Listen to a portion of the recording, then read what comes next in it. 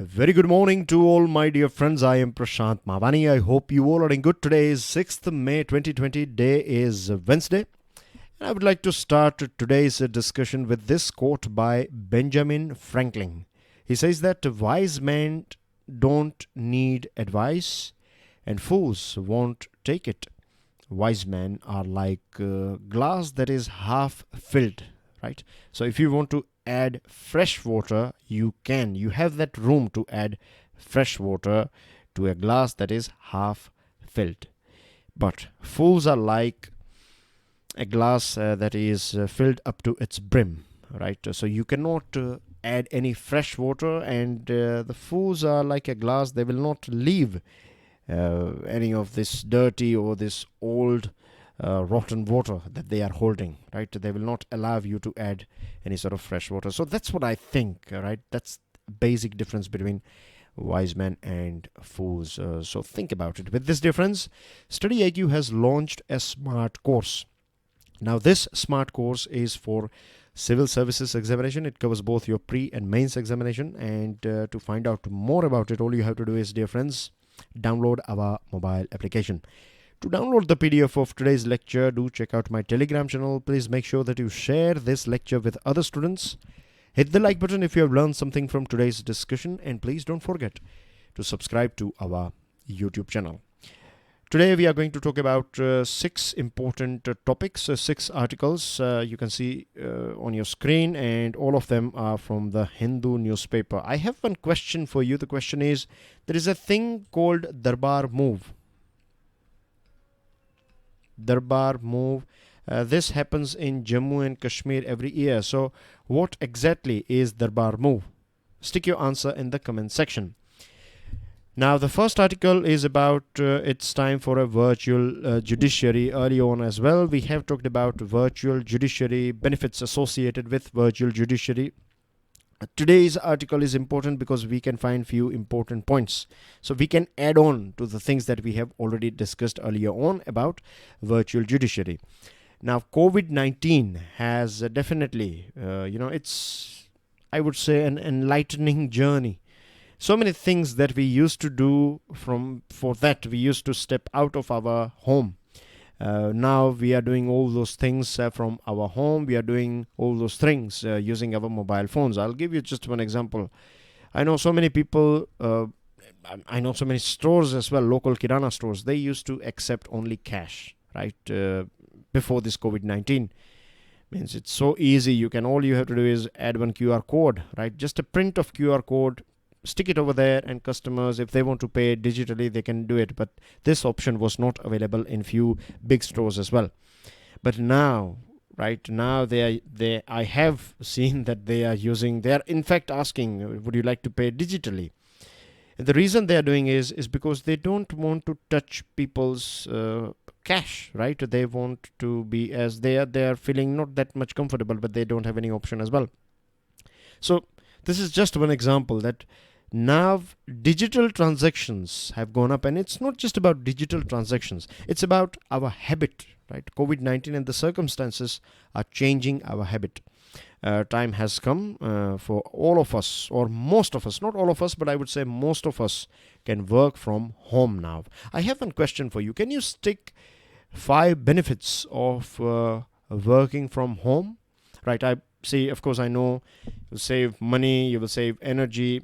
These are the things. I'm not asking for those common things. When I say 5 benefits or this question is about 5 benefits for community, 5 benefits for the society, or for our country, or for our region. Like if more and more people will work from home, then what are the 5 benefits that we will see in terms of our city, let's say, in terms of our region or society? So I want to see the most creative answers. Think about it. And the person with the most creative right answer, I will give a heart, right? You can see, like in the comment section, you can stick a heart. So I will stick that, and I will maybe, depending on the answer, I will take that answer in tomorrow's discussion as well. I will highlight the person's name as well in tomorrow's discussion. So that's a sort of competition for you there. The pendency of cases in various courts in India is staggering. Somewhere around 3.2 crore cases are pending. And this is one of the main reason why we see so many crimes taking place. Some heinous crimes as well, right? They don't like associated with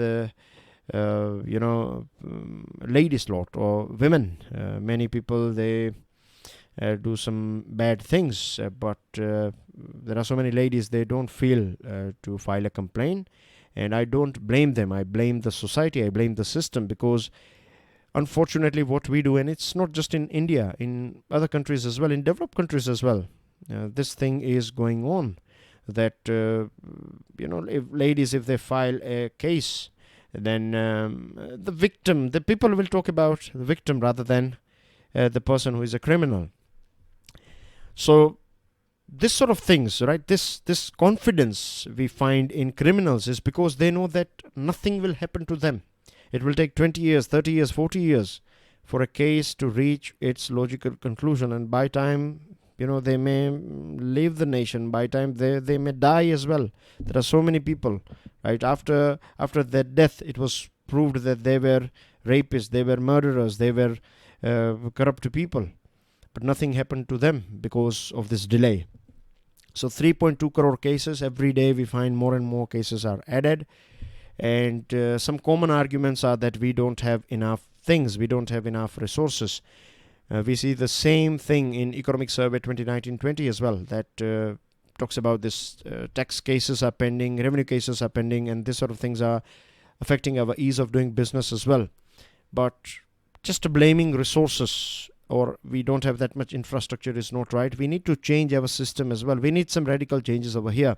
There are so many tribunals like income tax tribunal that function only half a day most of the time, so 50% of their energy is, they are not utilizing it. Then we find Christmas and summer vacations in courts. Judges are not accountable for efficiency and performance. Thousands of Indians cannot afford to go to court as legal costs are high and legal procedures are complicated. The bane of the court system is that lawyers on both sides need to be physically present in court, and cases are often adjourned due to various reasons. You won't believe, but a advocate or a lawyer, right, if he or she wants to attend a marriage, then as well the case will get adjourned, will get a new date. This sort of excuses, this sort of petty excuses are given. Someone is not healthy, someone is not feeling right, and all these excuses are exploited for a very long period of time now. So if we change this, if we make it online, then you know it very well, quite logically, that we can change all these things, like submitting documents. You can do it via mail. A judge will go through it, and I would like to take it a bit more further. We can have a designed drop-down menu rather than just sending raw material or raw files. What you can do is we can have a system. Let's imagine that we have one mobile application of Judiciary, right? And if you are a lawyer, let's say if you want to submit a document, then it will take you right from the scratch, that you want to file a case, you say yes and no option, you select yes, then it will take you to next option.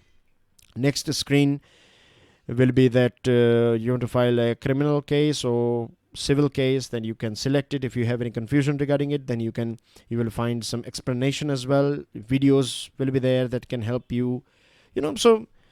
And we can provide a thorough training to our judges and professionals, judges as well as lawyers and advocates and other people who are associated with it. So that's not a big deal nowadays. So this will make things much easier, and judge can go through all the documents. If he needs any documents, then he can of course request, he can place orders for those documents, and things will go online, recording will done online, right? You don't have to go to the court physically. It will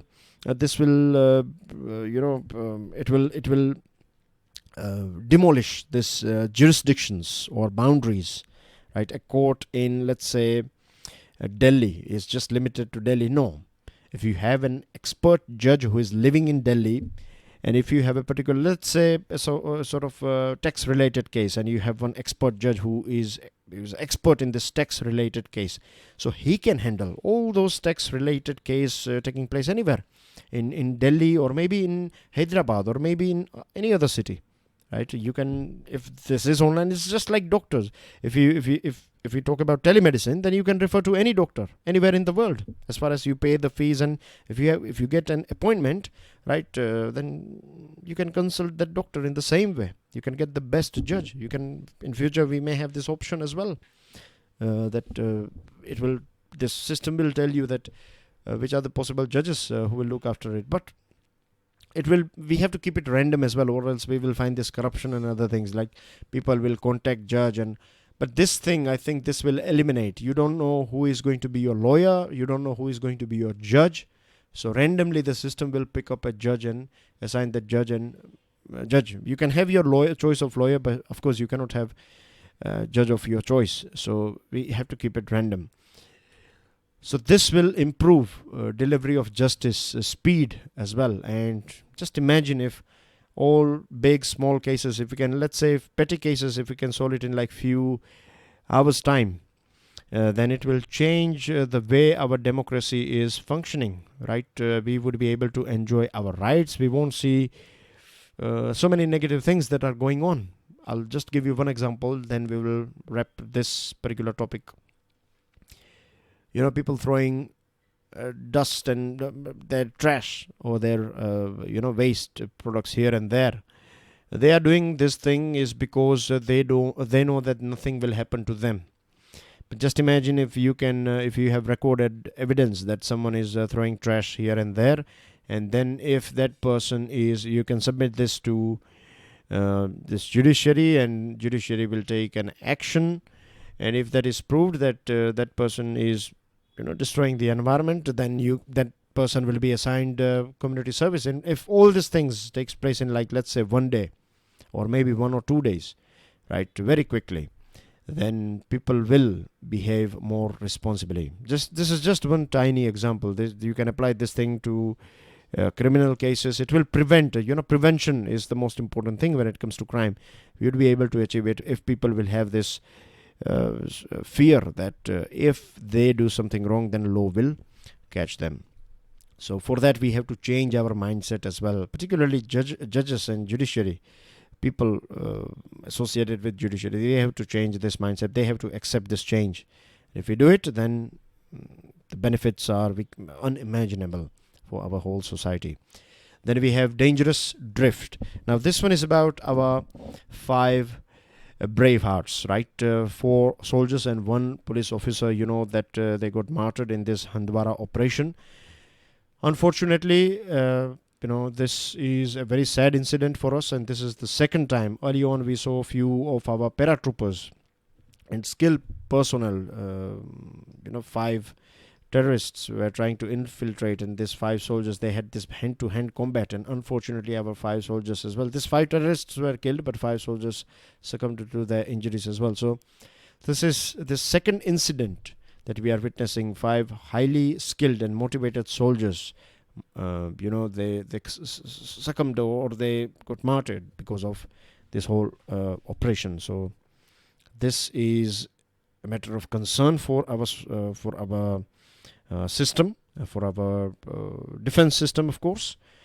And see, this editorial is providing some details about this whole operation, like these enemies were firing from cowshed, and then our soldiers, right, it took 1 hour or something, there was a lull. That means there was no cross firing, and after that there was firing, and then they came to know that they were using, these terrorists were using communication instrument that was used by our personnel.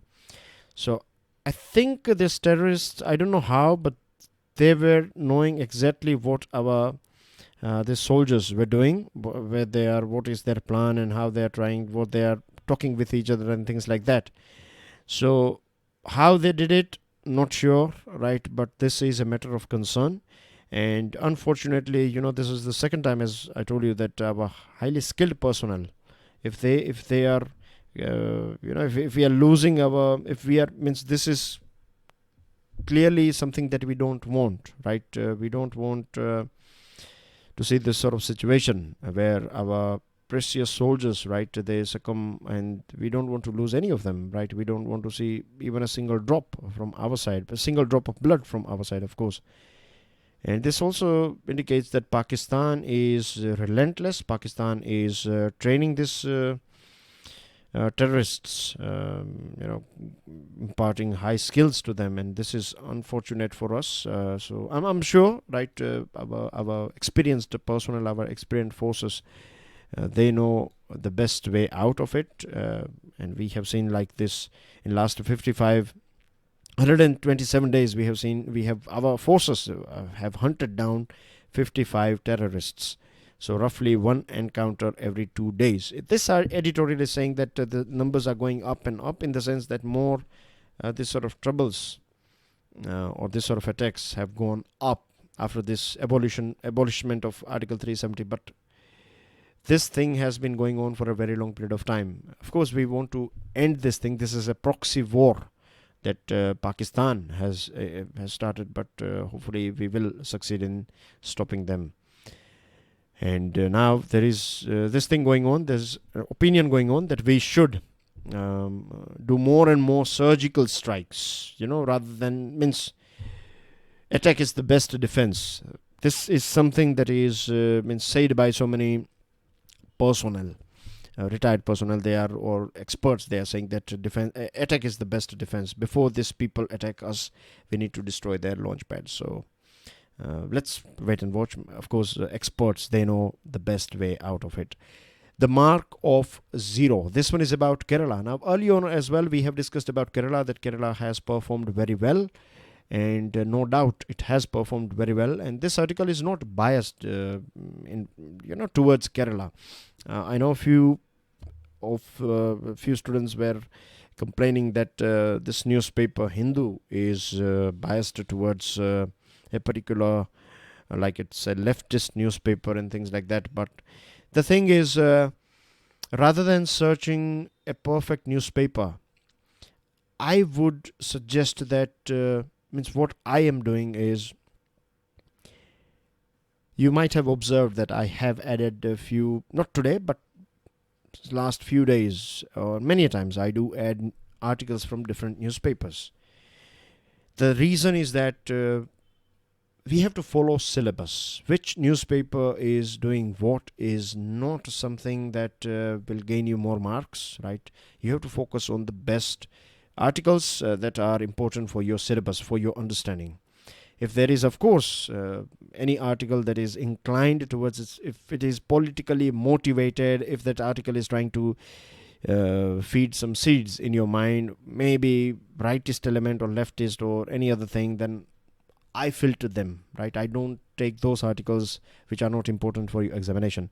If you go through this article, I'm just explaining so that this is also part of your preparation. You should know what to pick and what to drop. So I'm doing that thing for you on regular basis, so you can bank on me, right? Anyway, if you go through this article, then you will find that it is producing evidences. Like Kerala has so far got 499 cases only, and the best thing is that out of this 499, 462 have recovered. Elderly couple, 93 and 88. Husband was 93, wife was 88, and they have recovered. Just 3 deaths in Kerala. So the case fatality is 0.6%, which is very good. And on 1st May, 0 cases. 3rd and 4th May as well, Kerala got 0 new cases. And that's a big achievement. There are so many things that we can learn from Kerala. But Kerala has achieved this thing, it's not something that they did overnight and they got this result. They have been doing it for a very long period of time. Good health care infrastructure, right? Primary, secondary and tertiary centers, very good. Decentralized health infrastructure, then educated people. It's much easier to create awareness in population that is more educated. So that has helped. Political leadership has helped as well. Bureaucracy, local community, everyone working with each other as a team. This thing has helped. So these are the steps. I think most of the stakeholders, they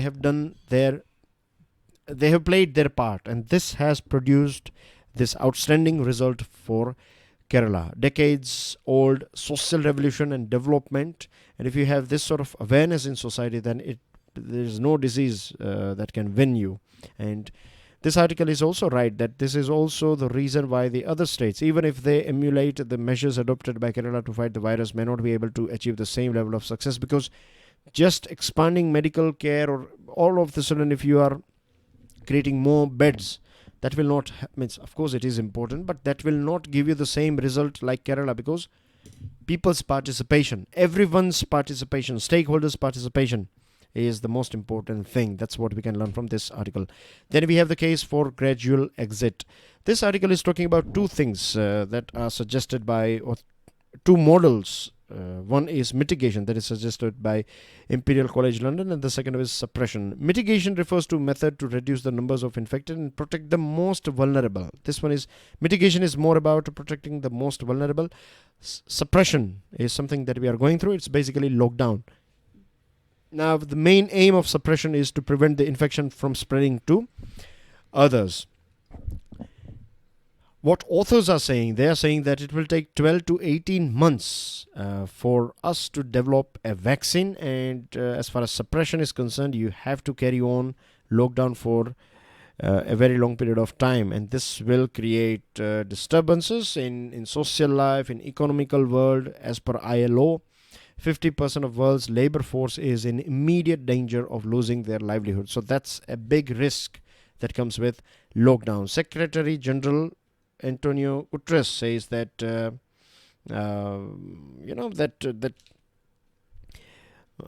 women are especially suffering from a deadly impact of lockdowns. And at a conservative estimate, for over 50% of the world's population, a 2-year lockdown would mean the end of their world.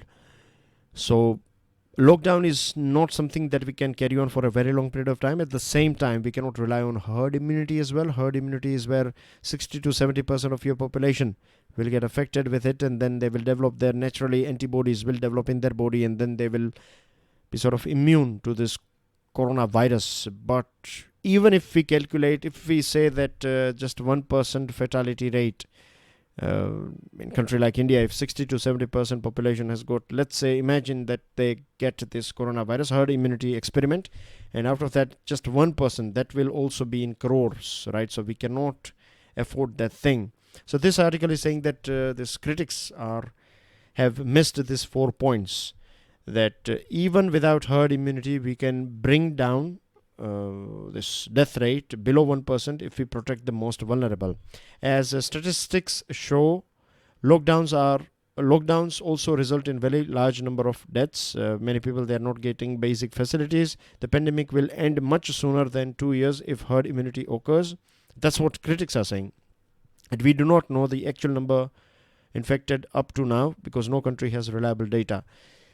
So the best way out, this article is giving us, means what we are doing, I think, is the best way out only. That's what this article is also saying, that the best is, of course, on one side, you work on creating a vaccine or medicine. So scientists are doing that thing, protecting the most vulnerable, those who are affected with lung disease, those who are elderly people, kids, right? Protect them, keep them as safe as possible.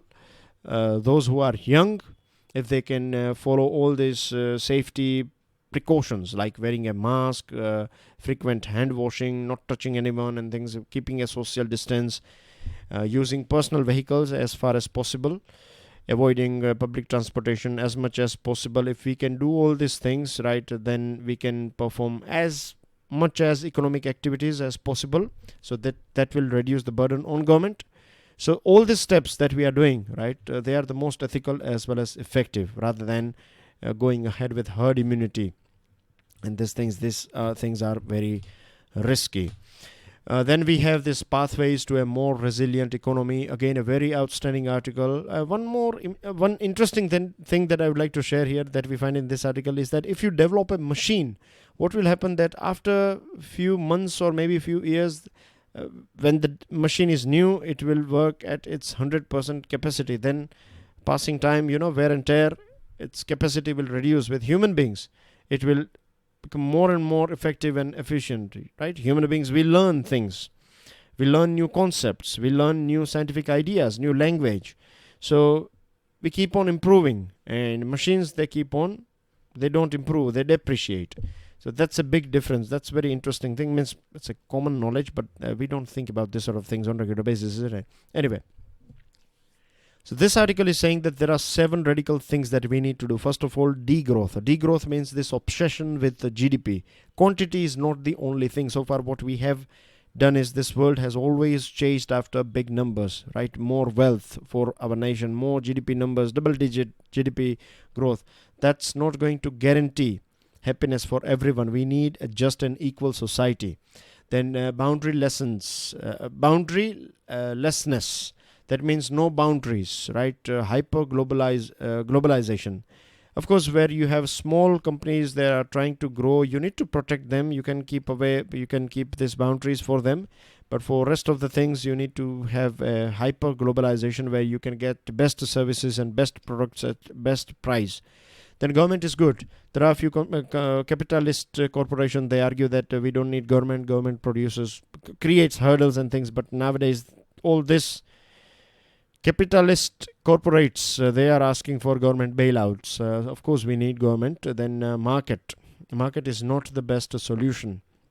Money is a convenient currency for managing markets and for conducting transactions. So far, what market or what type of market we are living in is the person who is able to afford goods or service. If he or she throws money, he will get whatever he wants. But this is not how it should be. From last 50 years, what we have seen is that this money has, in fact, created a more unequal society, an unequal wealth. So we cannot allow that thing. So best example is citizen welfare and not consumer welfare. A consumer may want a fast car. That car will produce a huge amount of carbon, but that doesn't matter. That person is ready to pay the money for it, right? For any car, right? I don't want to take any names.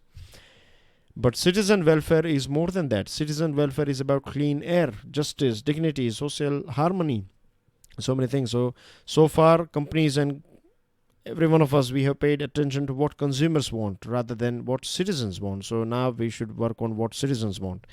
Competition must be restrained. Competition is good, but too much of it is also not good. Like school-going kids, number 1, rank 2, this sort of competition is not good for their health. In the same way, companies competing with each other in a cutthroat competition, dirty tricks and so many things, right, creating stress on their human resources. So this again is not helping the world. More people in New York are taking medicines to sleep. So they are making money, but at the same time they are inviting diseases as well.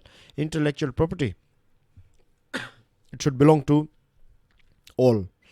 If you find something new, then this should benefit the whole society. Of course, if you spend money, your investment, you should get a handsome return on this thing. So that will motivate you to produce more innovative products. But at the same time, it should benefit each and every one of us.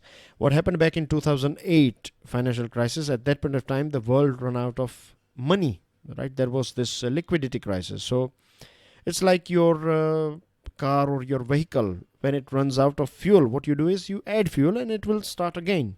So that was the situation for of this whole Western world particularly.